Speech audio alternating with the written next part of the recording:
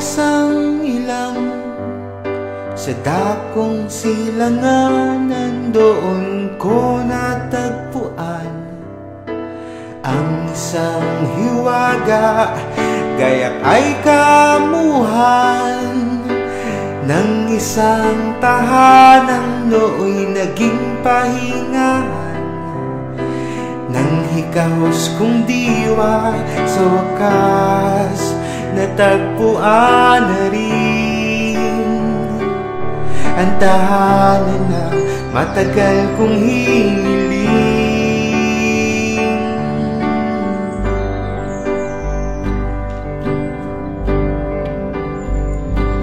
Dito'y sampagitan sa paghimbing kasuyo, agos ng kaliwan, sa batis ng iyong puso, mga payo mo't aral ay pawid at mga nipang bubong ng kababaang loob na dakila, hindi ipagpapalit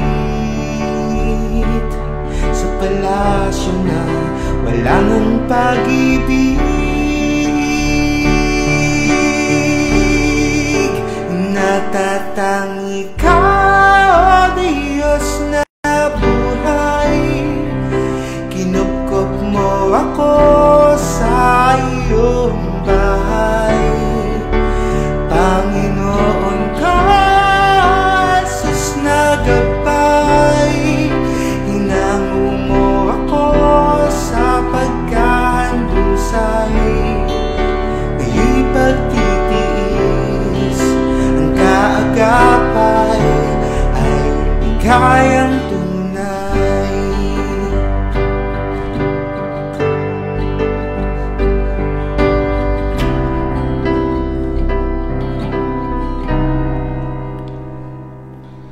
Sa mundong ito, may tawanan at pagtangis, minsan kang mapupuri, kadalasan malalait.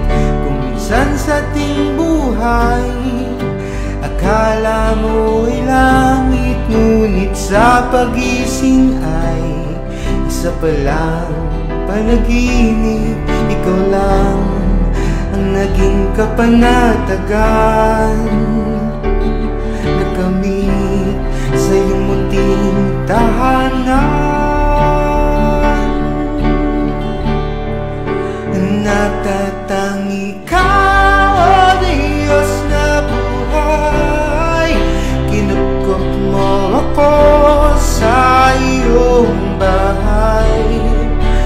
Panginoon ka, sus na gabay, hinango mo ako sa pagkahandusay. Ipagtitiis ang naghihintay ay pagtatagumpay, ang kapanatagan ay ang pagkaalam na ako'y lagi nasa iyong tabi. Diyos ko,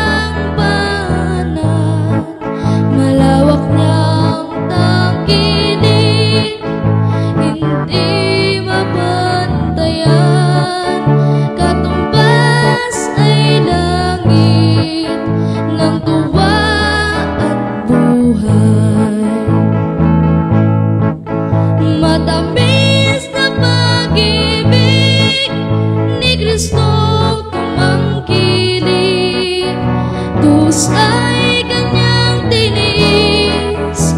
Dahil sa pag-ibig siya'y namatay, pagsintay dalisay, siyang tanging dahilan. Ang dugong walang salay kanyang pinadaloy, dahil sa pagsinta sa mundong nalulong. Yakap yaong dusa, hirap at linggatong, nang tayo'y mahango sa pagkapalulong. Matamis na pag-ibig ni Kristong tumangkilik, dus ay kanyang tiniis.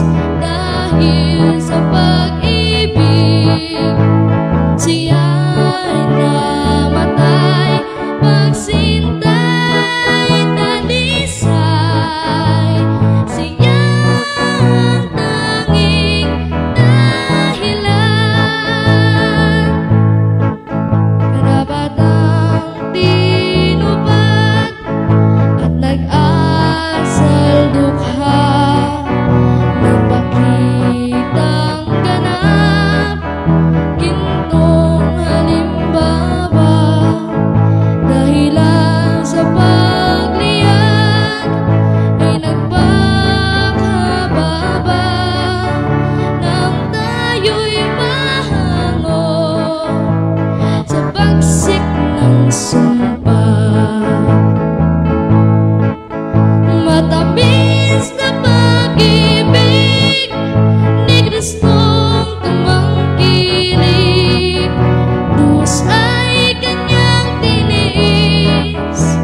Dahil sa pag-ibig siya'y namatay, pagsintay dalisay, siyang tanging dahilan.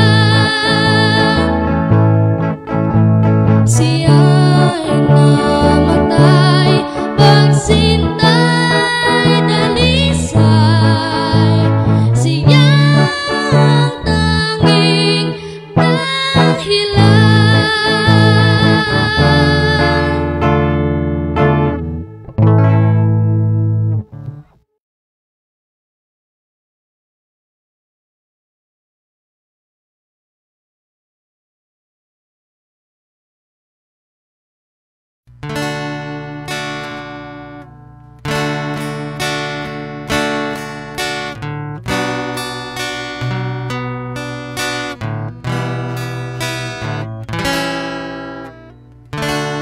Kung ikaw ay maglilingkod,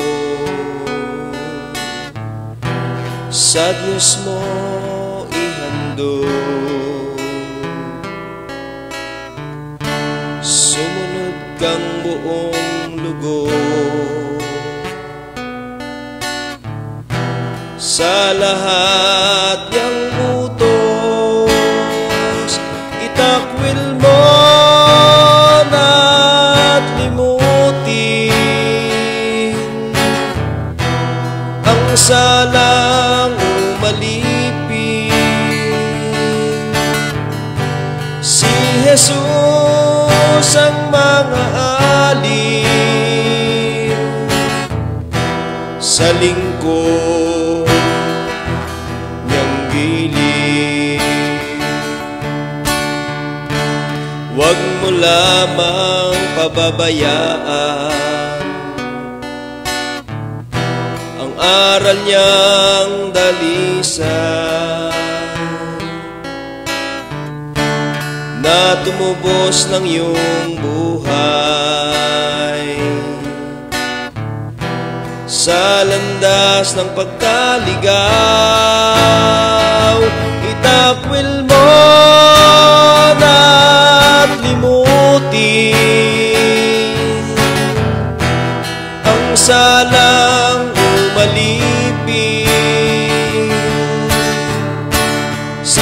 Jesus ang mga alin sa lingkod niyang gilid. Si Jesus ang siyang nagdusa sa madla nating sala. Pag-ibig niya sa iglesia sa krus ay naparipa. Itapil mo na't limuti ang salang umalipin. Si Jesus ang mga alin sa lingkod niyang gilid. Si Jesus ang mga alin sa lingkod niyang gilid.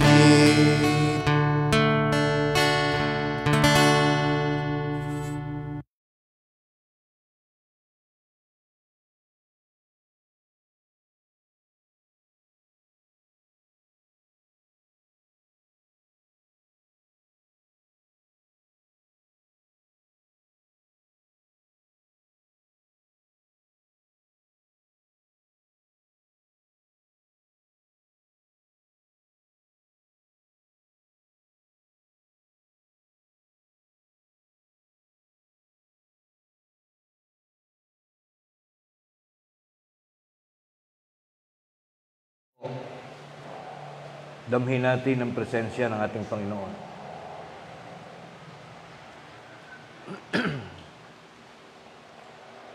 Panginoon, aming Diyos, amang makapangyarihan sa lahat, narito kami, amang banal, at sa mga dakong aming kinaroroonan na itaglay ng bawat isa sa amin, ang aming mga kahandaan at mga kasabikan, na sa araw na ito ay muling mapisan ang aming mga pag-alaala at ang aming mga mabubuting layunin na aming pong maiparating sa iyong dakong kaitaasan ng aming mga kaparaanan, ng aming mga pagpapasalamat. Salamat po, Panginoon, sa pananatili ng aming mga hiram na mga kalagayan na hanggang sa mga sandaling ito ay tinataglay pa rin ng bawat isa sa amin ang masiglang paraan ng aming pong mga pagdadala ng buhay. Nananatiling tinataglay ng bawat isa sa iyong mga anak ang aming mga buhay na sa kasalukuyay napangangasiwaan pa rin namin ang aming pagkakaroon ng mabubuting antas ng aming mga kalusugan. Sa tulong mo, Ama, na laging sumusubaybay at gumaganap ng iyong mga kaparaanan upang kaming lahat ay malayo sa iba't ibang uri ng mga kapahamakan na nakapaligid lamang sa aming mga buhay. Salamat po, Panginoon, sa patuloy na pagdating ng mga butil, ng mga pagpapala na sa araw-araw ay siyang tumutustos sa aming pong mga pangangailangan. Hindi lamang sa mga material naming kalagayan, kundi lalong higit ay sa mga bagay na patuloy pa rin nakatutulong sa aming lahat upang aming magampanan din naman ng lalong mas mahalagang mga bagay ang aming pong mga pagsisikap upang lagi mo kaming matanaw na ang bawat isa sa amin ay patuloy na nagsisikap upang maging maayos at maging matingkad pa ang kalagayan ng aming mga pananampalataya. Sa araw na ito, Panginoon, kami po ay nahahanda na sumaksi sa isang pagganap ng aming pananambahan. Inihahandog namin sa iyo, Panginoon, unang-una ang mga tinig ng aming mga pag-awit nagmumula sa aming mga labi at sa kaibuturang bahagi ng aming mga puso at mga damdamin. Nakikiisa rin ang mga kalagayan ng aming mga kapatiran mula sa iba't ibang mga bansa, sa iba't ibang mga dako, na sa pananalangin ito ay umaasa kami na amin pong magampanan ng may kaayusan, may kaluguran ang ginaganap po naming mga pananambahan. Iyo po sanang dinggin ang bawat dalangin ng aming mga kapatiran sa lahat po ng mga dako na kanilang mga kinaroroonan. Sila na nasa mga tahanan sa mga pagkakataong ito, ang iyo pong iglesia sa kanilang mga bahay, sa mga lokal, na sa araw na ito'y magsisikap ding kanila ring maisakatuparan ang mga pananambahan sa pamamagitan ng mga mangangaral na itinalagang mo pong mangalaga sa kanilang mga lokal. Dalangin po namin, Panginoon, ang kagamutan ng lahat ng mga kapatiran na maaaring sa mga panahong ito'y dumaranas din ng mga pagkakasakit. Sa iyo namin isinasaalang-alang at sinasalalay, Panginoon, ang aming mga bukas at ang panunumbalik ng mga kalakasan ng bawat isa sa amin. Malibasay kami buong lakas at buong tatag na naniniwala na bagaman ang mga karamdaman at mga sakit ay normal na nagaganap dito po sa sanlibutan, mga pagkakataong hindi namin maiiwasan, subalit kung ito man ay sumasapit sa kalagayan ng iyong mga alipin, ay patuloy po sana naming maramdaman ang iyong dakilang pag-ibig. Hilutin mo, Panginoon, at pagalingin ang lahat ng mga sakit o mga karamdamang maaaring tinataglay ng bawat isa sa amin. Patuloy mo po kaming biyayaan ng mga pag-asa na maraming panahon pa kaming magkakasama-sama ng mga magkakapatiran sa pamamagitan ng mga lakas at pamamatnumbay na manggagaling sa iyong dakilang mga kamay. Umaasa kaming tatanggapin namin ang puspos mong mga pagpapala sa umagang ito. Gayon din ang mga butil na mga katwiran at mga aralin na sa araw na ito ay amin pong pagsisikapan na marinig at maitanim sa mga pagpapahalaga ng aming mga katauhan. Matanaw mo po kami palagi, Panginoon, na sa araw-araw naming pagkasangkapan sa mga panahong ipinahihiram mo sa amin. Kami naman ay palagian mo rin matatanaw na pawang mga nagsisikap na mas maraming mga mabubuting bagay ang aming maisakatuparan sa bawat maghapong lumilipas sa aming mga kalagayan. Gayon din naman amin din dinadalangin ang mga marurupok na bahagi ng aming mga katauhan.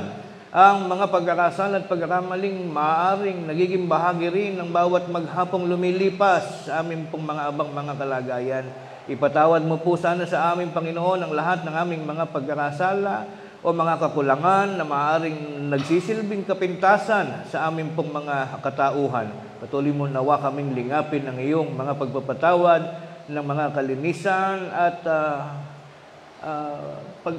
pag-iingat, pag-aaruga, pagdilinis po sa mga nadudumihang bahagi ng aming mga kaluluwa at ng aming mga kaisipan. Sama-sama po nawa na magsikap pa rin ang mga magkakapatiran na habang kami ay humihiram ng mga taon at ng mga kalakasan at mga kaunawaan, ay amin pong laging mapagsikapan na hindi kami lumilimot sa pagiging matatag sa pagganap ng amin pong mga katungkulan na inilatag mo sa aming mga daraanan. Ama naming Diyos na makapangyarihan sa lahat, ang lahat po ng mga bagay na ito ay aming hinihiling, pinasasalamatan sa tanging pangalan at karapatan ng aming tagapagligtas na si Kristo Jesus.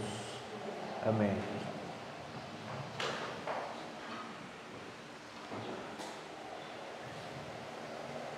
Okay, good morning po sa ating lahat, mga kapatid, mula dito sa lokal ng Sampaloc, San Rafael, Bulacan. Gayon din sa bawat lokal na ating pong kasamang nakapanunghay po sa ating online service sa pagkakataong ito.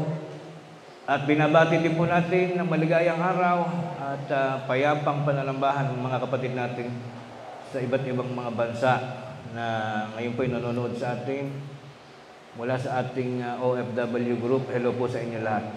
Sa mga kapatid natin sa Paranaque, magandang araw po. Hindi sa Taguig, sa Tarlac at sa iba pong mga lokal. Maligayang araw po ng pananambahan sa ating lahat. Nais kong bigyan pansin ang mga lakip na nagpapasalamat po sa ating Panginoong Diyos dito sa ating isinasagawang pananambahan. Tayo po, by the way, nasa second week na ngayon, no? Second week of April 2024.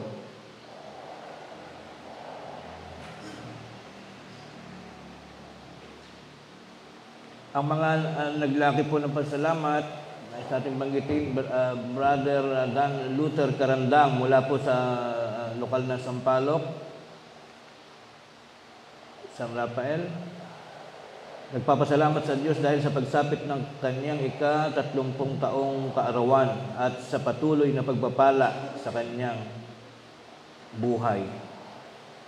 Mula po naman sa lokal ng Tejero, Balayan, Batangas, pasasalamat nina kapatid na Ricky Pelino, Sister Ruth Bugtong Pelino at ang kanilang mga anak Klein Pelino at Kaya Pelino. Pagpapasalamat dahil sa pagsapit ng kaarawan ni Sister Ruth Pelino at sa pagtatapos sa kinder ng kanilang anak na si Klein at sa mga pagpapala pa rin at pagliligtas, kapayapaan at mga biyaya sa kanilang pamilya araw-araw.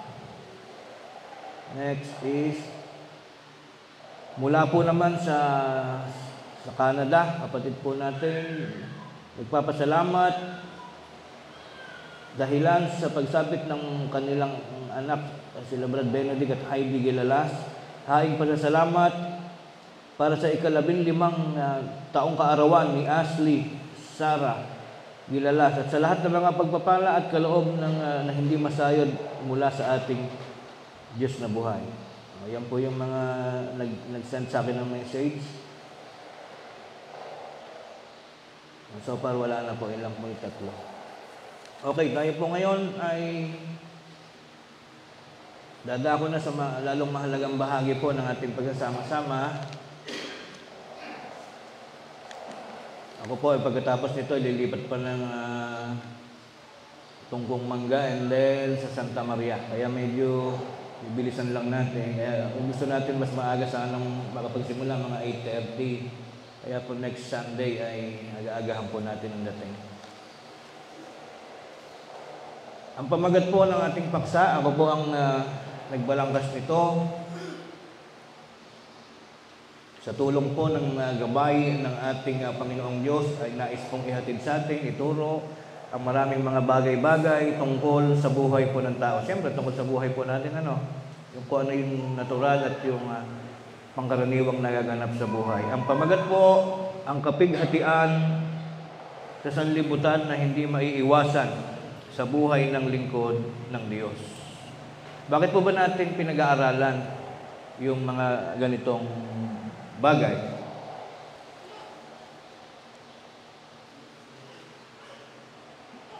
Dito po sa mga sininop nating mga 7 o 8 talata lang po yan ating pong kinalap mula po sa banal na kasulatan, maunawaan natin na yung palang mga pang-araw-araw na kaganapan ay mga katotohanan, mga ebidensya para malaman natin, matutuhan natin mga kapatid na totoong may Diyos.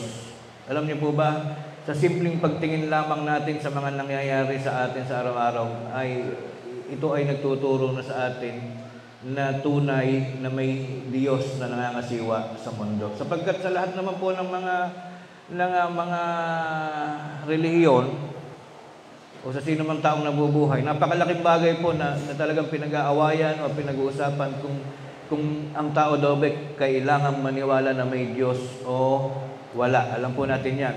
Very big deal, big matter, big concern.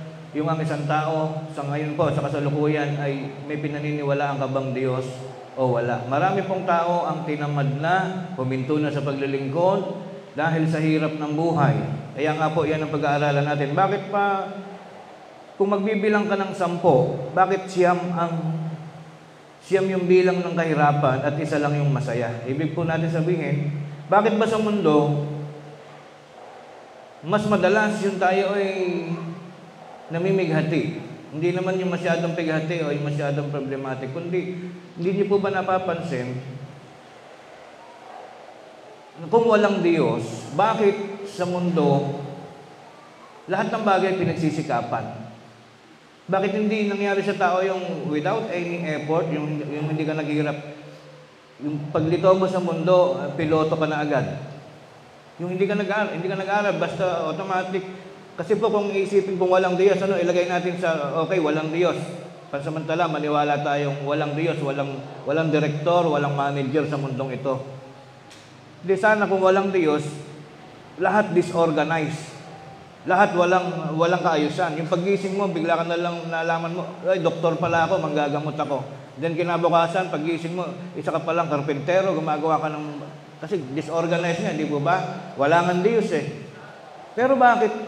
Sa mundo, talagang halatang-halata na may nagmamanage, may direktor. Bakit? Walang bagay sa mundo na hindi pinagsisikapan. Gusto mo ng kanin, isasaing mo muna. Hahanap ka ng bigas. Ba't hindi nangyari yung walang Diyos, disorganized, pagbuklat mo ng rep, punong-puno agad ng pagkain na hindi mo naman binili, na hindi mo pinagsikapan. Yung totally dismanaged and disorganized. Di ba marirealize natin? May director nga tayo, may Diyos. Dahil lahat nasa proseso. Bago ka maging abogado, magsisimula ka sa kinder, nursery, kinder, grade 1, grade 2, mag-high school ka, mag-college ka, bago mo marating yung isang pinapangarap mong sitwasyon. Yung tinatawag na sa mundo ay may pighati. Ano ba ibig sabihin ng pighati? Yung mga negative things, mas madalas kang namumroblema. Sabi nga po, sa isang nabasa ko, yung pains, di ba yung sakit ng kalooban, not necessarily yung natusok ka ng pako, ibang sakit yun. Yung sakit po sa damdamin na very problematic ka araw-araw, marami kang problema. In low pain, P-A-I-N, dilagyan natin ng S sa dulo dahil marami pains. Binigyan ng meaning yan ng ibang mga madatalino. Yung pain daw ay positive attitude in negative situation. That is pains. Kailangan kahit na namumroblema ka, kailangan mo pa rin mabuhay. Tanggapin mo na sa mundong ito, inilatag ng ating direktor. Sino po yung ating direktor? Ang ating Panginoong Diyos na kailangan mong maniwala ngayon. Obligado kang maniwala ngayon dahil napakahusay ng Diyos. Lahat ng nangyayari sa mundong ito, may manager. Hindi pwedeng wala. Bakit yung araw hindi naglulubay sa pagsikat? Doon pa lang, kung walang Diyos, walang direktor, di sana bukas wala mo ng araw, hindi mo nasisikat. Yung paggising mo, nasa napunta yung tubig sa ilog. Dati meron to na-disorganized nga, walang Diyos, di walang tubig. Yung dagat, biglang pagising mo, lahat ng tubig sa dagat, nasa langit lahat. Ba't nagkaganito? Ano nangyari? Dati yung tubig sa dagat, ba't nasa langit na? Wala kang Diyos gusto mo walang Diyos. Tapos wala kang masinghot na oxygen dahil gusto mo nga walang Diyos. Para lang ma-realize mo na araw-araw pala kaya may sinisinghot kang oxygen dahil may Diyos nga na kahit hindi natin nakikita, pinararamdam sa atin yung very organized na buhay. Patunayan natin na sa mundo, inilatag talaga ng Diyos, kailangan natin tanggapin na mas maraming araw yung naghihirap ka kesa sa isang beses kang sumaya sa loob na isang taon. Pakinggan natin, Juan 16:33. Ang mga bagay na ito'y sinalita ko sa inyo upang kayo magkaroon sa akin ng kapayapaan. Sa sanglibutan ay mayroon kayong kapighatian. Nakapix po yan. And the only thing that we can do is to have a peaceful mind. Sabi ng Diyos, maging payapa lang kayo, regardless kung ano ang kalagayan nyo sa buhay ngayon. Sapagkat kailangan natin tanggapin na sa mundong ito, mas marami yung araw na namimighati ka. Hindi naman yung namimighating yung halos ikamatay mo. Yung plot lang po, yung kumbaga sa buhay, kumbaga ng ganun. Mas maraming araw yung tayo down. Lagi kang nag-iipong ka, lagi kang nagsisik, lagi obligado kang pumasok sa trabaho, gigising ka ng alas 4, gagaya ka, and then pagod na pagod ka sa maghapon, uuwi ka sa hapon, matutulog ka. Yung daily routine ng buhay ng tao ang siya nagpapakilala, nagpapatunay na totoo yung sinasabi ng Diyos. Sa mundong ito, kung gusto mong mabuhay, maging payapa ka lang, pero may pighati. Hindi nangyayari yung araw-araw kang masaya, araw-araw kang maligaya. Lahat po ng ating pong inaasam na kaligayahan ay magsisimula muna sa pagsisikap. That is the meaning nung sinabing sa mundong ito'y may pighati. We need to realize, kailangan nating maintindihan na kaya may pighati ay upang iparamdam ng Diyos na totoong nandito siya sa mundo. Tunay na may Diyos, because our lives are very organized. Organisado po ang lahat. Walang nabago mula noon. Ang araw sumisikat sa umaga, sa hapon, lulubog. Kahit na in other definition, the reality of life is tayo po ang umiikot. Yung araw, hindi yan umaalis ng pwesto. Yung mundo lang ang umiikot. Kaya sinasabi nating sumisikat at lumulubog. Ano ang logic? Kung walang Diyos, hindi na iikot ang mundo. And then araw-araw, di ba lagi-lagi ko sinasabi sa aking pagtuturo para i-prove o patunayan sa ating may Diyos. Yung ating gasol sa kusina, di ba mostly kapag dalawa lang tao kayong gagamit, aabutin niya ng mga 4 months. Pag one complete family, mga 6 kayo o 7, usually mga 1 buwan lang yan inaabot yung gasol. What is my point? Kapag talaga naubos ang gasol, hindi aapoy yung kalan. But then, why is it like that? Ba't yung araw, walang tubo, wala siyang regulator, walang nagkakarga wala kang nakikitang tanker na pumupunta sa langit para kargahan siya ng gasol?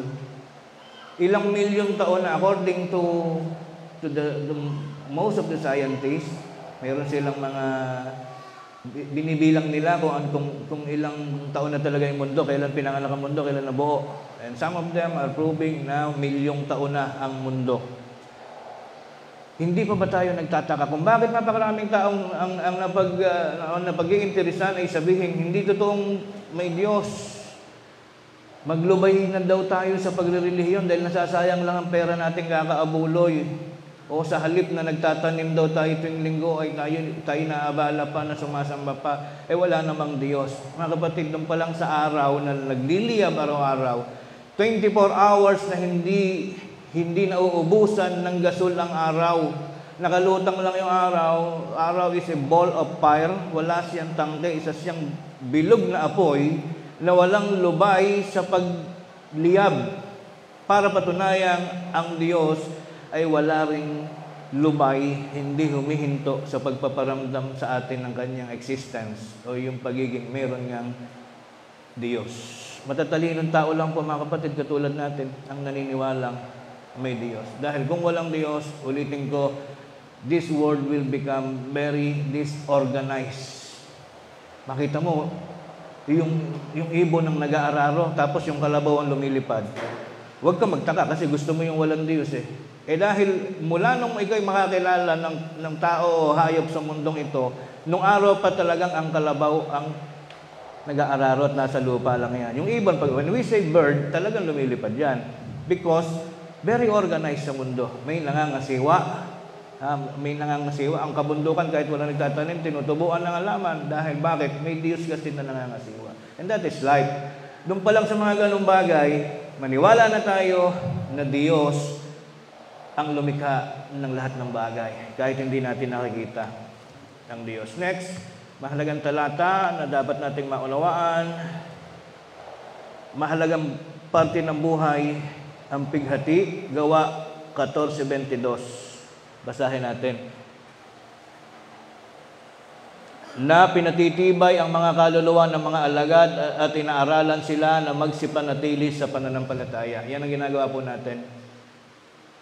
Kung ano man ang style natin sa buhay, we have different situation. Meron tayong kapatid na nasa abroad, merong medyo mainam-inam ang buhay, meron naman talagang nakatakda na sa habang panahon ng nagsisikap, medyo hindi umaangat. regardless of our situation, ang isang bagay na dapat na hindi natin kalimutan, magkaroon ka ng pananampalataya. Hindi pwedeng sabihin saka na muna kami mananampalataya at kami hirap pa. O the other way around, ang nananampalataya lang ay lahat na sineswerte, pumasa sa board exam, gumraduate,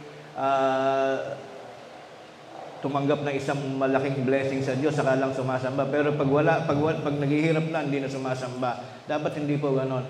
Magkaroon tayo ng maintenance, patibayin ang kaluluwa, lahat po tayong alagad, inaaralan tayo, magsipanatili sa pananampalataya at sa pamamagitan ng maraming kapighatian. Bakit po marami? In 1 month, there are 30 to 31 days. Araw-araw nagsisikap ka. Mas maraming kapighatian. Very rare, very seldom, mapakadalang yung masabi mong sumaya ka sa isang araw na hindi mo pa na-cover yung 24 hours. Minsan sumaya ka lang dahil na-surprise ka sa birthday, may nag-surprise sa iyo ng mga kamag-anak mo. Wala pang 3 oras yung kasiyahan mo na yon. We need to understand and we need to accept na talagang ang pagkakadesign ng Diyos sa mundo, mas maraming pighati. Ngayon, let us go back to the topic. Kung walang Diyos, hindi na nangyari yung mas marami yung saya kaysa sa pighati. Yung po bang sa loob ng isang buwan, 30 days, yung 30 days kang masaya, lahat ng mangyari sa buhay mo, pagmulat pa lang na mata may puro na kaligayahan, at minsan lang yung may pighati. Nangyari na ba sa buhay ninyo yung ganon? Hindi pa. So, yan po ay pruweba, katotohanan, na ang mundong ito may nag-design talaga. At ang pagkakadesign ng Diyos, napakaganda, napaka-authentic, napaka-dynamic, napakahusay ng pagkakagawa ng Diyos sa buhay ng tao. Pero may ginawa sa atin, ginawa tayo ng ginawa puno, alaman, tao, hayop, tapos saka siya hindi nagpakita. Ginulo talaga yung buhay ng tao eh. Imagine ninyo kung araw-araw nakikita natin yung Diyos. Yung sisigawan ka pag nagkakamali ka, hoy, Pedro, ano ba kalokohan pinaggagawa mo na yan? Wala sigurong lubay kasasalita ang Diyos kahit kanino, no? So hindi pwedeng mangyari kasi magugulo yung buhay ng tao. Ayos lang at makatarungan lang yung ginawa ng Diyos sa atin. Ginawa tayong lahat, binigay sa atin ang lahat natin pangailangan, tapos saka siya nagtago, hindi siya nagpapakita. May mga dahilan ang lahat ng bagay. Sabi dito, kung wala man tayo maisip o magawa sa buhay, tayo punong-puno ng problema, isa lang ang huwag mawawala sa atin. Ano po yun? Yung pagpapatibay sa kaluluwa, pag-aaral at pananatili sa pananampalataya. Next, tingnan natin yung nangyari sa buhay ni Job. Nang si Job ay paglaruan, ginamit siya sa contest ni Satanas at ng ating Panginoong Diyos. Nag-uusap si Satanas at ang Diyos na buhay kung gaano katibay ba si Job. Sabi ni Satanas, testingin ko nga yung bata mo na yan kung hanggang saan mananampalataya sa'yo. Kasi siyempre, these are stories na mahirap paniwalaan kung totoo nangyari kasi wala namang witness nung nag-uusapan talaga yung Diablo sa Diyos. Siyempre, mas malamang yung hindi natin mapupruweba na totoo nga. Kasi story lang to sa Biblia. Pero may aral ito. Yung aral na lang ang tingnan natin. Yung aral. Kung hindi man wag na natin pag-usapan yung gaano katotoo yung kwento na yan. Sino nakakita? May camera ba na natutukan na nag-uusap ang Diablo at saka yung Diyos? Siyempre, out of that, na yun. Wag na nating halongkatin. Doon na lang tayo sa yung main idea ng story. Sabi ng Diyos, Anya, sige, subukan mo, basta wag mo lang papatayin. So, this is the story of Job. 2:7 hanggang 10.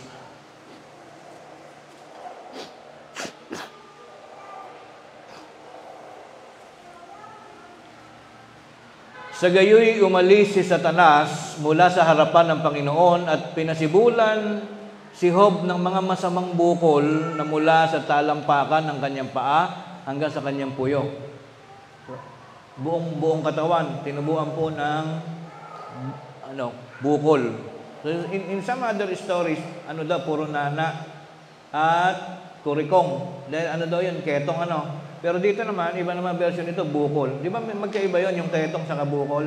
Kung may ketong na nagbubukol-bukol, meron namang naaagnas-agnas. Ganun po yun. So pinutubuan daw ni Satanas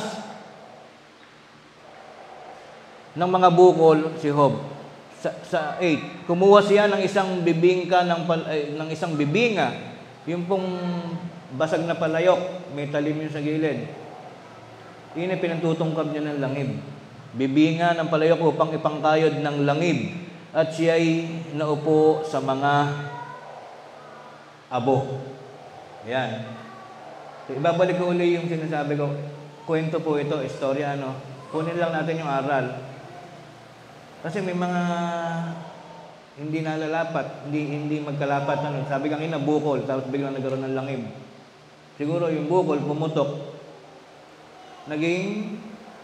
Nagkakaroon ng mga flakes, naging scaly. Kaya tinatanggal niya yung mga langib araw-araw, napakakatinon.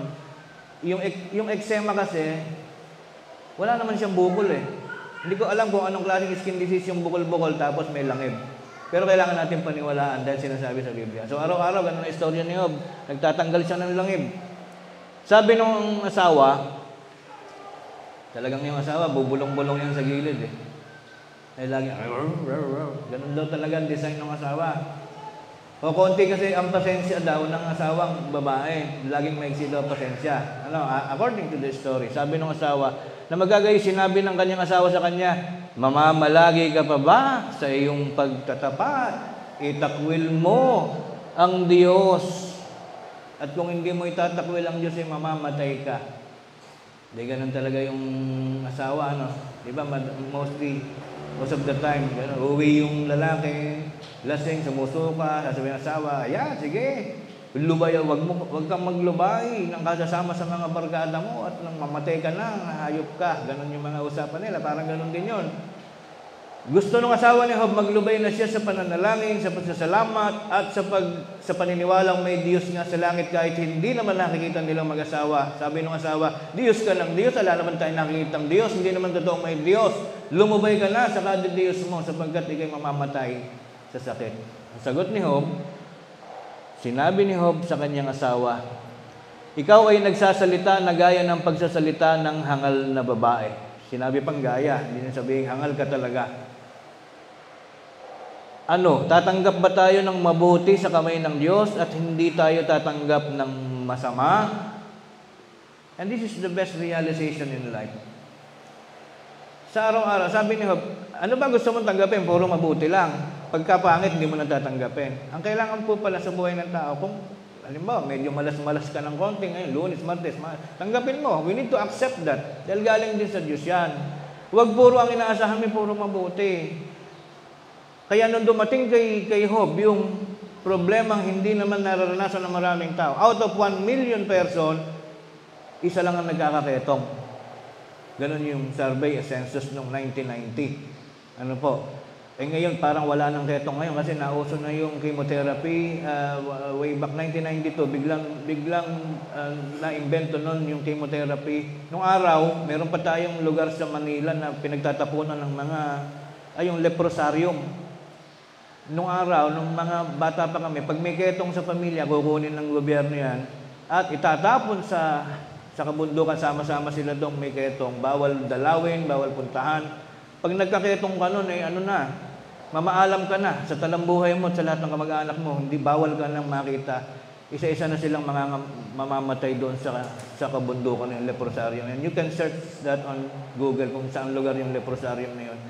1992, biglang nagkaroon ng kaliwanagan ng buhay. Na-invento yung chemotherapy, 6 months, gumagaling na yung may ketong. Kaya ibig sabihin, yung panahon na yun, napaka-memorable. Ilang libong taon ang lumipas na ang ketong ay hindi nagagamot, subalit, biglang nakaisip ngayon, nakatuklas ng gamot o isang uri ng pansugpo doon sa tinatawag na yung bakterya ng leprosy. Nakabisado ko pa yung yung scientific name ng kanyang bakterya, Mycobacterium leprae. Nire-recite pa nung araw yun eh. So, let us go back to the story. Sabi ni Job,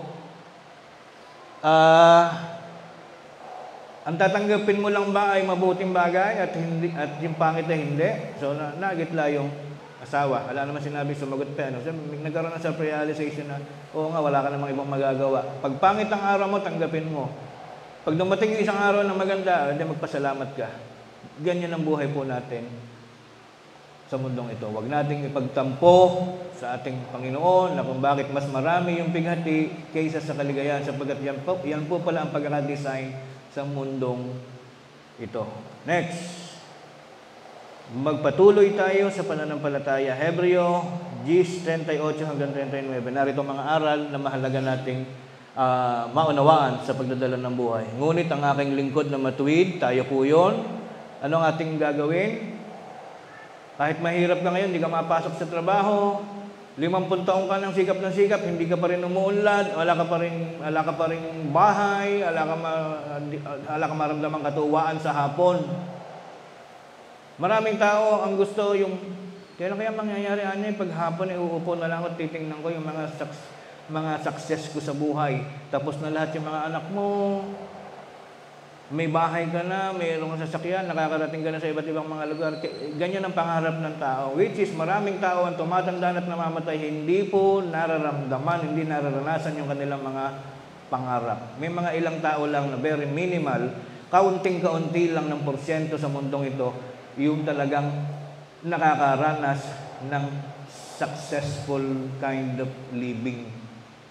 Pero kung ano pa man ang nangyayari sa iyo, matanda ka, 80 anos ka na, hindi ka pa rin nagiging successful, lagi pa rin failure. Ang pinakamahirap na kwento sa buhay ng tao, especially dito sa Pilipinas, maraming matanda, kung kailan pa tumanda, saka ka pa naka-experience ng napakahirap na buhay. Walang pambili ng gamot, wala ng kuryente, nabatak na metro, wala rin tubig. Matanda na, kailangan mo pang mag-igib. Marami pong buhay na ganyan, especially sa Pilipinas. Masarap pa ang buhay na medyo bata-bata. Kung kailang tumanda, saka pa nag-times 10 yung kahirapan na dinadanas. And we need to understand, we need to accept that. Iyan ang tinatawag na reality. Sa lahat ng ganong pangyayari, ito lang ang dapat nating maunawaan. Ngunit ang aking lingkod, tayo po yun, matuwid, mabubuhay sa pananampalataya, at kung siya ay umurong, ay hindi kalulugdan ng aking kaluluwa. Ngunit tayo ay hindi doon sa mga nagsisibalik sa kapahamakan, kundi doon sa mga may pananampalataya sa ikaluligtas ng kaluluwa. Ito lang ang kaya nating gawin sa ating buhay. Regardless of our situation, tanggapin mo na 10 taon ka nang naghahanap ng trabaho, hindi ka man matanggap-tanggap, puro kamalasan. Sa tuwing mag-iisip ka ng negosyo, katulad namin, iisip ka ng negosyo, matino naman ang pag-iisip mo kung bakit laging palpak sa dulo. Tanggapin mo lang ng tanggapin because that is life. And beyond all of those unsuccessful trials, sa kabila nun, huwag kang lulubay sa pananampalataya. Iba yung buhay sa labas, iba yung buhay sa loob. Ano man ang mangyari sa iyo, hindi ka man maging successful, kailangan manatili ka pa rin sa pananampalataya. Because, kung may iba kang paraan na, kung mayroon kang ibang alam na pupuntahan, kung may iba kang option, gawin mo. Na mapupruweba mo kung ang option mo ganito, titigil na ako sa pagsamba, titigil na ako sa pananampalataya. Kasi wala namang Diyos. Kung kaya mong patunayan na wala ngang Diyos, go. Doon ka, walang pipigil sa iyo. Ngunit, kung hanggang ngayon ay wala pa rin tayo pruweba, pinagkakagalitan hanggang sa panahong ito kung may Diyos ba o hindi, we are being asked, sabi ng mga ibang tao, anong katunayan yung may Diyos? Di mahirap nga tayong magpruweba kasi ang kaya lang natin sabihin, may puno, lumalaki, may buto, pag binasa mo, tumutubo, may Diyos nga. Sabi nila, no, walang Diyos, talagang nangyayari lang talaga yan in reality. Sabihin naman natin, ibalik naman natin sa kanila para sila mahirapan din naman. Anong katunayan ninyong walang Diyos? So we also have the same feeling. Yung iisa lang ang ating sapatos na suot-suot. Yung mga hindi naniniwala may Diyos, hindi rin nila kayang patunayan na wala ng Diyos. Tayo namang naniniwala na may Diyos, laging pwede tayong i-contest lagi . Pananampalataya nyo lang yan, pero hindi nyo kayang patunayan na may Diyos nga. Lagi na lang tayo doon susuot sa ganong sitwasyon. Hindi nga natin kayang patunayan. Sapagkat never tayo nagka-picture na kaakbay tayo ng Diyos. Yung mga ibang namamahiyan ng mga tagapagturo, sabi nila sa amin, bakit sa Iglesia ni Cristo daw, sa New Era College, bago ka maging ministro, kailangan mo mag-aral 4 years muna ng academic, tapos may additional pa bago ka maging ministro. It will take you about mga 10 years bago ka maging ministro. Sa amin, kwento-kwento lang ng konti, basa-basa lang ng konti, ministro na agad. Kaya lagi kaming tinitesting o tinutuya, tinutokso na, ano ang pruweba namin para sabihin kami mga tunay na pastor. Wala namang, kung sana ay nagpapapicture kami sa Panginoong Jesus na akbay kami ng Panginoong Hesus Kristo. Sabihin, ito yung mga tropa kong mga ministro sa Sampaloc, San Rafael, Bulacan, sa Batangas, sa Cavite. Di ba ang tibay nun? Papakita mo sa tao, maniwala kayo sa amin sapagkat kakampi ko ang Diyos. May picture ako, kaakbay ko, Panginoong Hesus Kristo. Wala kaming formal studies. Ngayon, meron kaming assignment, nagbabasa-basa kami ng mga aklat monthly at ginagawa namin ng exam para kaming mga nag-aaral ng abogasya. Ganun ang ginagawa namin ngayon, nagkakabisa kami ng mga verses para sa amin. Kasi hindi namin kayang pruweba talaga sa tao na kami yung tunay, maliban na kayo'y manampalataya. This is the only magic and the only formula sa tao. Huwag na tayong maghanap ng kung ano-ano. Magkaroon ka na lang ng matuwid na pananampalataya habang ikaw ay nabubuhay. Kaya nakalagay doon, mabubuhay sa pananampalataya. Ilang taon ang gusto mong mabuhay sa mundo? 100. Okay. From your age now until ma-reach mo yung 100, kailangan kang mabuhay sa pananampalataya. Walang para-parada. Ay ako nalulungkot pag may kapatid ako nakita ko noong linggo na to, susunod na linggo di ko makikita. Nalulungkot ako doon. Lalo pa pakibalitaan mo ay nag-online kaya. Baka mamaya pati online, hindi. Wag po tayong tamarin. Yun na lang ang kaya nating patunayan sa Diyos. Tayo may pagsisikap, nananampalataya habang nabubuhay. Dahil pag Diyos ang tinamad, nabuhayin ka. Tayo, di ba, ang bilis natin mag-decide, saka na ako sasamba. Kung yung Diyos kaya tamarin, na huwag ko kayang buhayin muna. Muna, akala mo mabubuhay pa uli, Patayin ko kaya saglit. Si ganito. Kayang-kaya po ng Diyos gawin yun. Kaya tayo matuwa, habang tayo nakalalakad, nakapag-iisip, kahit na asin lang ang inula mo, okay yun. Yung iba nga, walang inubis na kinain. Maging grateful o mapagpasalamat tayo dahil sa ating buhay. Yung buhay na lang pasalamatan mo dahil sa lahat ng 1,000,000 taong gumising kanginang umaga kasama ka sa nagising. Maraming tao hindi na nagising kanginang umaga. Yung iba nun, banal, yung iba nun, hangal. Masama at mabuti, parehas na namamatay. Sana po kung umabot na tayo mamatay, isa tayo dun sa mabuting tao na namatay, na may pag-asa, according sa Bible. Huwag na tayo magsibalik sa kapahamakan. Next, yung pong mga aral na ating nilikom, hinanap ko po talaga yung may mga talagang tumatama sa puso at sa ating damdamin. Lagi nating isipin na Diyos ang nagbibigay lakas. Puntahan po natin, 2 talata na lang ito. Filipos 4:13.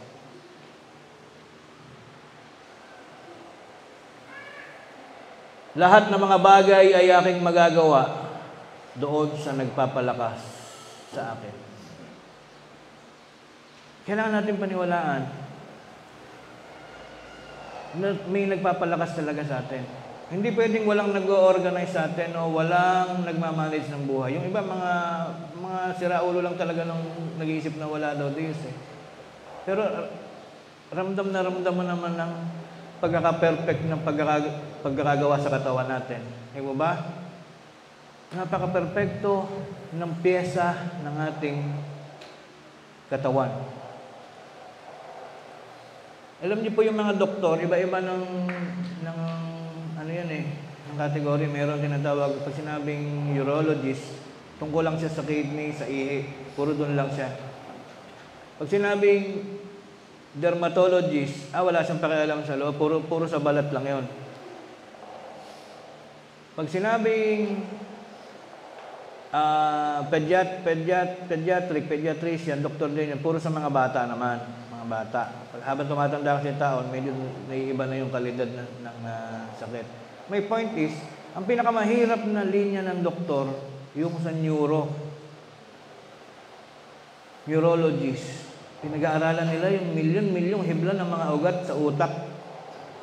Kung paano isang ugat na maliit ang pumutok, ang nawala pala yung panlasa mo. There are persons na normal tingnan, pero hating kumakain sila, hindi nila nalalasahan yung kanilang kinakain. Pero nabubusog sila.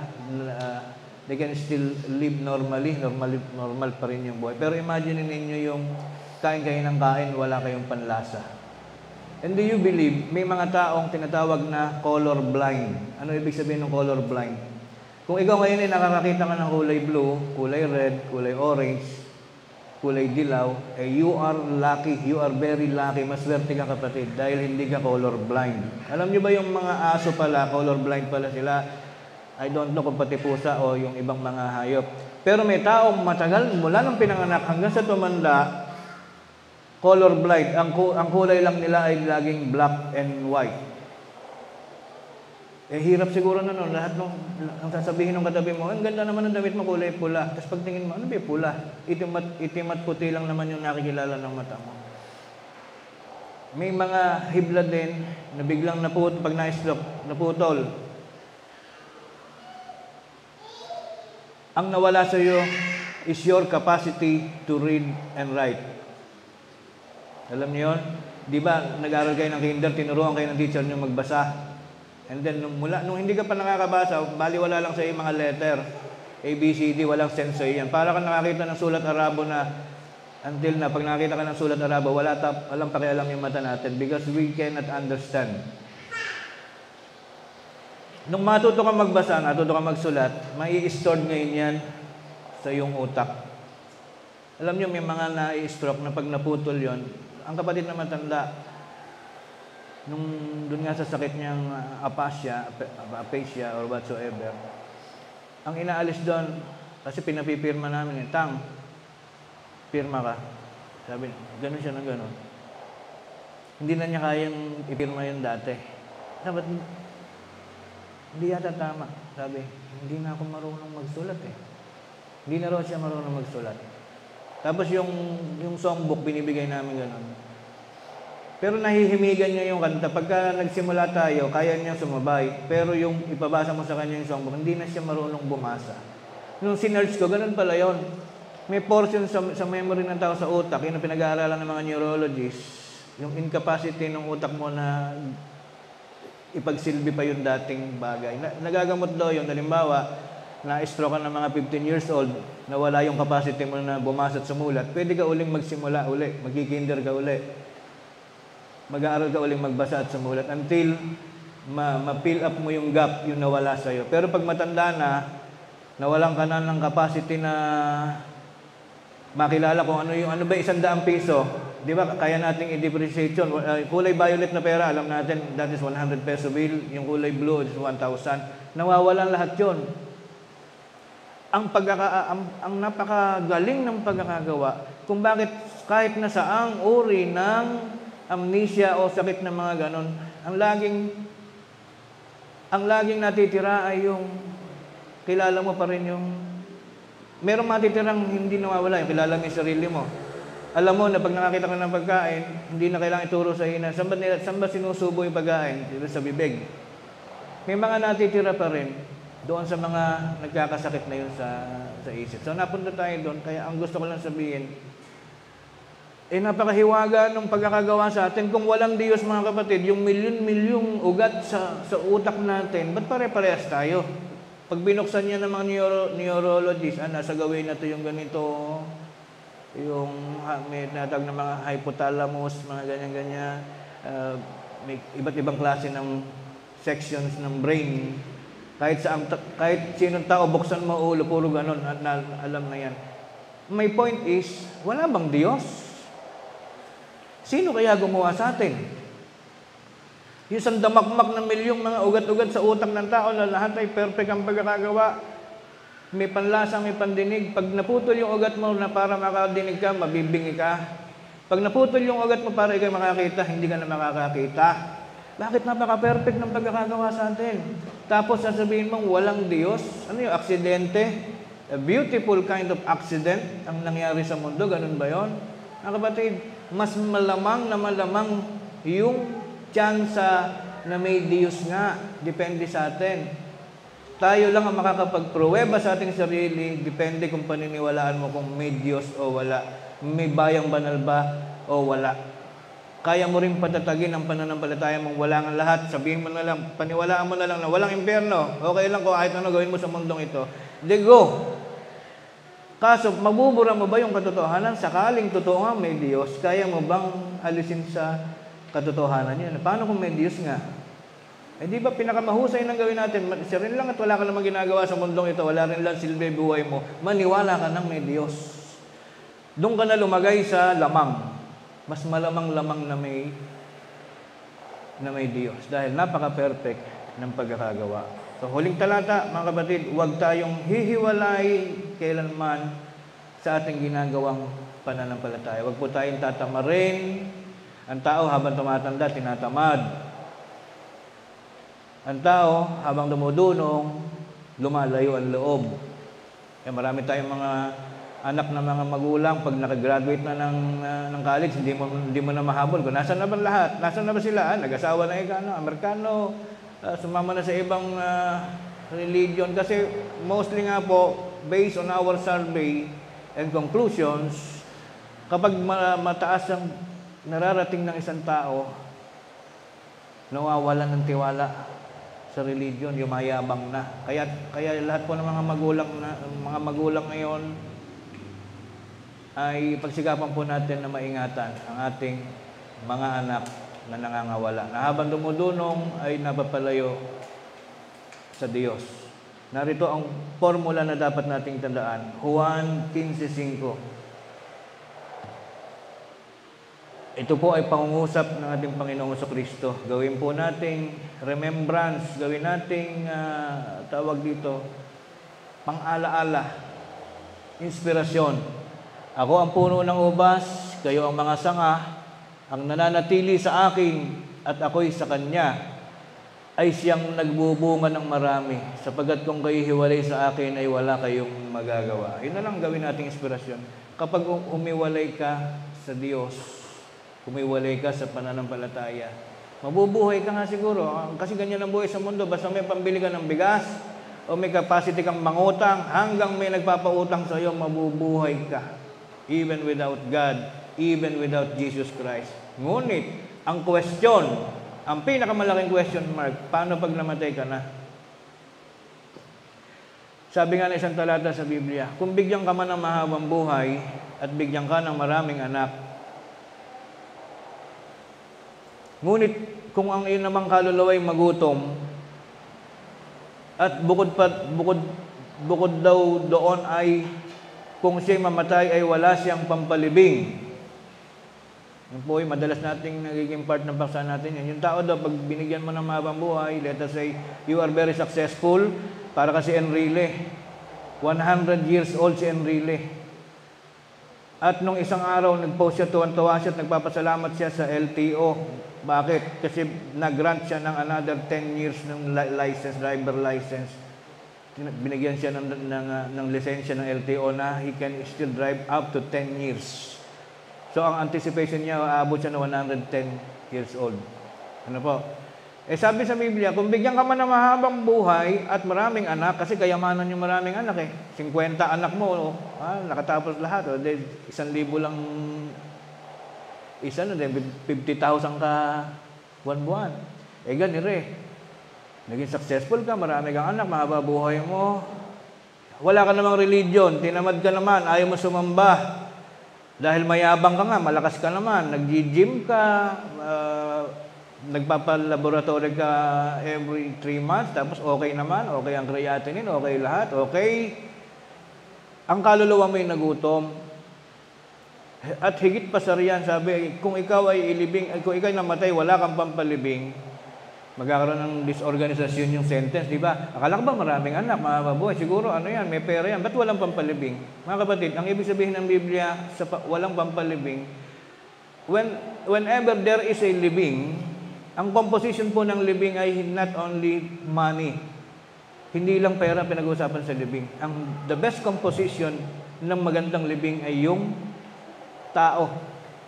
Nakakalungkot yung namatay ka, sambuang ka nang nakaburol yung garapon ay wanted man lang, hindi mapuno. At nung ilibing ka, tatatlo yung nakipaglibing sa'yo, personal driver mo pa yung isa. Ang dami mong anak na hindi umuwi, ay sayang ang pamasahe. Kung uuwi yan, online na lang, gano'n. Nakakalungkot yun. Totoo yung sinasabi ng Biblia. Ang sukatan ng matinong naging buhay ng tao kapag namatay na, kung maraming nakikipaglibing. Kung ang dinevelop mo habang nabubuhay, pakikipagkaibigan, pagiging patas, yung hindi, meron taong makita ka palang busit na sa'yo. Meron ganon. O the other way around, ikaw naman yung hindi ka naman inaano ng tao, lagi kang galit na galit. Merong ganon. I-try mo lang na mamatay ka, tingnan mo, doon mo masusukat. Kung marami bang taong nagpapahalaga sa'yo. Yung may taga Mindanao pa talagang uuwi para lang matanaw ka. That is the best composition of a funeral service. Yung tao, not only yung pera. Hindi lang ang sabi ng Biblia, gayon man sa araw ng iyong kamatayan ay wala kang pampalibing. Totoo rin naman kung dadali natin sa pera. Bakit isang buwan nang nakaburol, walang dumarating? Diba yung iba kaya tumatagal ang burol kasi naghahanap ng tulong, magbigay man lang ng 20-20 yung mga kapitbahay na ipampapalibing na. Sa totoo lang, tayo lang namang mga tao nagpauso ng mahal na libing. Diba? Gano'n lang, plywood, 1,050 yung makapal na yon. Kung total mabubulok ka rin lang naman, yung 1.8 ba yung pinakamanifest? O kaya banig na lang. Ipagbili na lang natin sa ating mga anak na para wag na kayong magastusan. Sa sako na lang ako ilagay. Sakong Burma. Alam niyo yung sakong Burma, yung parang yung makapal na parang abaka. Tayo din ang nag-uso ng kalokohan na yun na biruin niyo tawag dito, kabaong ay 100,000. Mabubulok lang naman. Anyway, that is a sign na kapag nabili mo yung 100,000 na taol, through the effort ng lahat ng iyong kaibigan, mabuting tao ka. Kaya yun ang ating assignment habang nabubuhay. Padamihin natin ang ating kapwa, ang kaibigan, para pag tayo namatay, hindi mangyari sa atin yung sinabi sa Biblia, namatay nang walang pampalibing. Tandaan natin mabuti, ang pampalibing ay hindi lang perang pambayad sa punerarya, kundi ang pampalibing ay yung taong sumusunod sa iyo para ikaw ay ilibing. Kaya nga, minsan nakukonsensya ako pag may mga kaklase kami, namatay, hindi napuntahan. Kasi tamad akong pumunta. Nakatamad ka kung sa susunod, babawin na lang ako susunod na patay. Puro kaanya, kalokohan, mga lagi kong ginagawa kong biro. Sa susunod na patay na lang po kami babawi. Di ba ganun, ginagawa nating biro minsan, pero it will happen to us. Darating at darating ang panahon, mamamatay at mamamatay din tayo. Ngunit ano ang ginawa mo nung ikay nabubuhay? Mga kapatid, this is the moral lesson of our topic for this week. Tanggapin natin na sa buhay natin, mas marami ang porsyento ng kapigatian. Ngunit ito hindi natin maiiwasan. Huwag tayong magpapabaya sa pananampalataya. Yan ang aral natin. Wala kaming formulang maituturo nila Brad Ruben, nila Brad Rante na dahil sumama kayo dito sa iglesyang ito, ipayayamanin namin kayo o ganito gagawin ninyo. Wala. Out sa amin yung topic tungkol sa buhay dahil pare-parehas tayo magsisigap. Bukas o mamaya paglabas ng simbahan, kanya-kanya tayong hanap ng mga positive things, mabubuting mga paghanap buhay na kung saan nagigita tayong lahat. Hindi po kayang ipangako ng iglesia yung tungkol sa ating kabuhayan. Ang kayang ipangako ng iglesia ay sa kabuhayan ng ating kaluluwa. Hanggang dito po mga kapatid, at muli po tayong magpasalamat sa Diyos.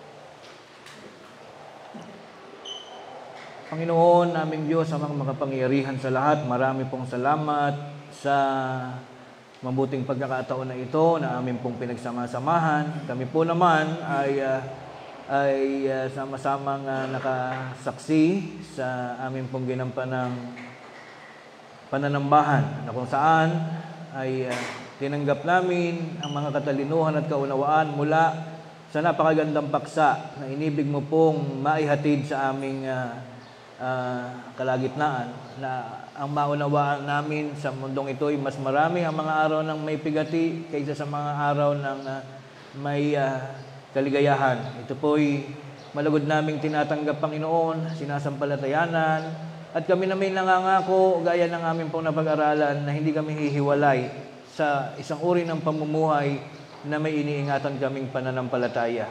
Kami po'y laging humihingi sa iyo ng kapasyahan at kapahintulutan, Panginoon. Hindi namin kayang buhayan ang aming mga sarili. Ikaw, Panginoon, ang siya naming hinihingan ng tulong na sana'y mabuhay pa kami ng marami pang mga taon. Kaalinsabay ng lahat po ng mga kapatid namin ngayon ay naglalakip din ng kanilang mga pasasalamat sa iyo dahilan sa pag-alaala sa araw ng kanilang kapanganakan. At kami rin pong lahat, Panginoon, sa lahat ng dako na aming kinaroroonan, lagi naming isinasambit, hinihiling sa iyo, Panginoon, sapagkat ikaw ang mahusay na arkitekto na siyang lumikha at nagplano ng aming buhay hanggang sa lahat ng mga kabalangkasan, ng mga bagay-bagay na nagaganap sa buong maghapon ng aming mga kaarawan. Ikaw po ang siyang lumilikha ng mga plano sa mga bagay na ito. Isinasamo namin sa iyo, Panginoon, na sana'y huwag ka pong magsasawa na kami ilayo sa lahat ng uri ng mga malulungkot na mga bagay sa mundong ito. Mga kapahamakan, mga malalalim at mabibigat na mga karamdaman. Patuloy mo po kaming ilayo, Panginoon. At lagi mo po sana kaming pahintulutan na pagkatapos ng aming matagal na paghimlay sa bawat gabi ng aming buhay, sama-sama pa rin kaming mamulat sa umaga na taglay ang mga inspirasyon ng aming mga kalakasan at mga malilinaw na mga gunita na siyang maghahatid sa amin upang patuloy pa rin naming mga pagsikapan na gumawa pa rin kami ng mga bagay na ayon pa rin sa iyong mga kagustuhan, ayon pa rin sa iyong mga kautusan. Hanggang sa unti-unti naming maubos ang ibinigay mo sa aming panahon dito sa daigdig na ito, na kami naman ay magiging bahagi ng iyong katuwaan, na mas marami kaming mga mahuhusay at mga matitinong bagay na iyo pong nasaksihan na aming sinasakatuparan sa araw-araw, kaysa sa marami din namang mga kakulangan, sapagkat kami puspos ng karupukan. Hindi namin sinasabing kailanman na hindi kami magkakamali, sapagkat ito'y hindi makatotohanan. Batid mo rin, Panginoon, na sa daigdig na ito, maging ang mga tunay na matuwid ay nakalilikha rin ng pagkakasala. Alalayan mo sana kami, Panginoon, na sa kabila ng ganitong mga pagkakataon na nagiging bahagi pa rin kami ng karupukan, kami po sana mga magkakapatid, magkaroon ng matitibay na mga pananampalataya ayon sa aming mga sariling pagsisikap. Hindi namin idadalangin sa iyo, Panginoon, na sana'y palakasin mo ang aming pananampalataya, sapagkat ito ay aming tanging tungkulin, na kami mismo ang magpapalakas sa aming mga sarili, magpapatibay sa aming mga katatagan, ang mga tibukin ng aming mga puso ay kinakailangan sa amin ding mga desisyon magaganap at magmumula. Ang hinihiram namin sa iyo, Panginoon, ay ang amin lamang na buhay. Ikaw po sana ang bahala sa mga bagay na hindi namin kayang gawin. Ang pagpapahaba ng aming buhay, ang pagliligtas sa amin mula sa iba't ibang mga kapahamakan. At ang aming puntanging maipapangako at maisasagawa ay ang mga bagay namang kaya namin gawin. Ang kami po ay magtiis, manatili, maglaan ng lahat ng aming mga panahon upang maingatan sa aming mga pagpapahalaga ang pananampalataya na minarapat mo pong maganap sa aming mga pagdadala ng aming mga buhay.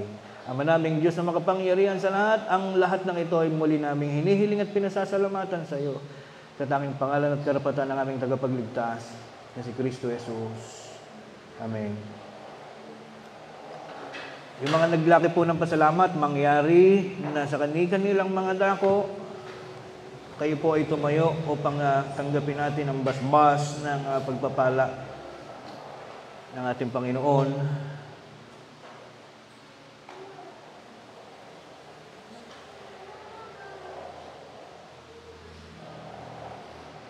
mga kapatid, at tayo pong lahat na narito ngayon, mga kapatid na nagpapasalamat at mga kapatid na sumaksi sa ating pananambahan, tanggapin po ninyo ang basbas ng pagpapala ng ating Panginoon sa pamamagitan ng kanyang kinakasangkapang mga ngaral. Pagpalain nawa kayo ng Panginoon at ingatan kayo. Paliwanagin nawa ng Panginoon ang kanyang mukha sa inyo at mahabag sa inyo. Ilingap nawa ng Panginoon ang kanyang mukha sa inyo at bigyan kayo ng kapayapaan. Nari na po kayo umupo. Umawit tayo mga kapatid. Awit ng paghahandog. Narito kami na iyong pag-ibig at pipisan sa iyong piling dalangin awit ay inihahain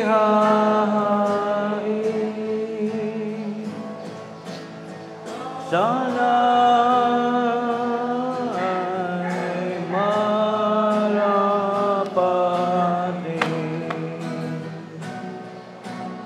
banal na handog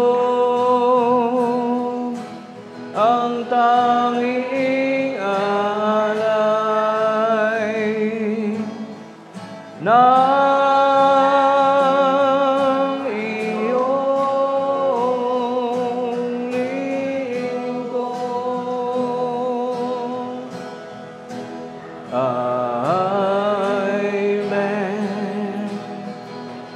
Desyonan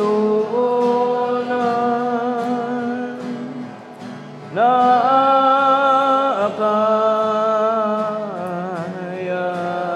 ng kaloob.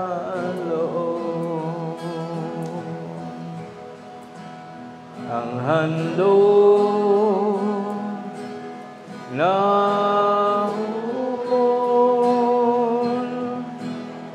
sa Espiritu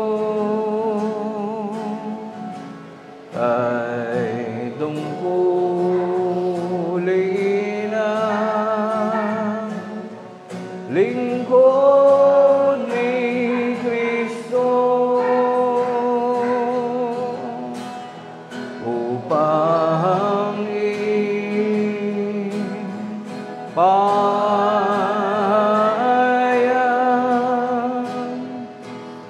ang Ebanghelyo na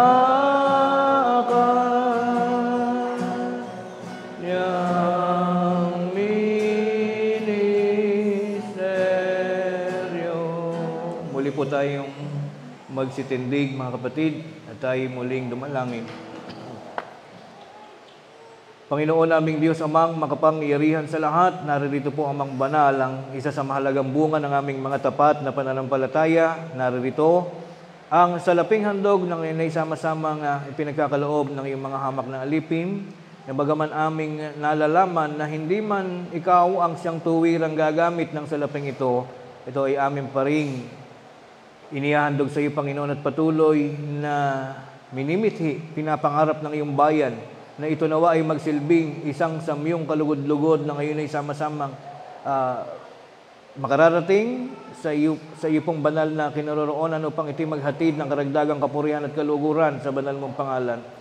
Iyo po sanang basbasan at pahintulutan na ang salaping handog na ito'y magamit ng iyong pangasiwaan at ng iyong iglesia sa lahat ng mga bagay na may kinalaman sa pagpapatuloy ng pag-unlad ng mga proyekto ng iglesia, gaya ng mga pagawain, mga pagtulong sa mga kapatid na may karamdaman, mga pagtulong sa mga kapatid na nauulila, at ang ilang bahagi pa rin ng salaping itong aming tinitipon ay magamit nawa ng mga mangangaral sa mga panahon ng kanilang mga paghahatid ng iyong mga banal na salita sa lahat ng mga lokal na kinaroroonan ng mga alipin mong mga tagapakinig sa tuwing sumasapit ang mga araw ng mga pananambahan. At ang ilang bahagi pa rin ng mga salaping ito ay maging mabuting kasangkapan pa rin ng iyong iglesia sa mga pag-iisip, paghahanap ng mga gawain na makatatawag pansin pa ng ilan pa naming mga kaibigan at mga kababayan na darat na ng mabuting kapalaran na sila'y makakarinig ng iyong katwiran at maganap sa kanilang buhay, na sila'y makasama namin sa loob ng iyong iglesia na tumitiwala at nananampalataya sa iyong dakilang mga aral. Ama naming Diyos na makapangyarihan sa lahat, ang halaga ng salaping ito ay ganap po namin ngayong inihahandog at ipinagkakatiwala sa iyong banal na iglesia sa pamamagitan ng kaalaman ng aming tagapagligtas na si Kristo Jesus. Amen. Awitin natin ang Doxologia.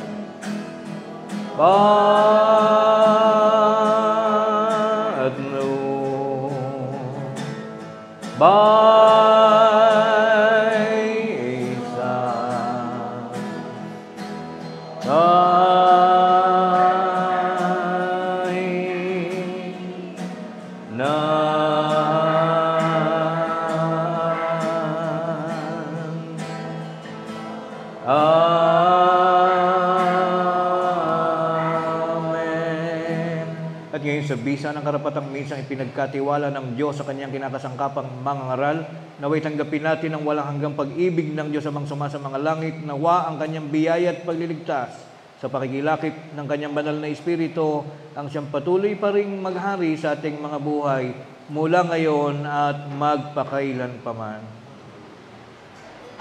Maraming salamat, mga kapatid.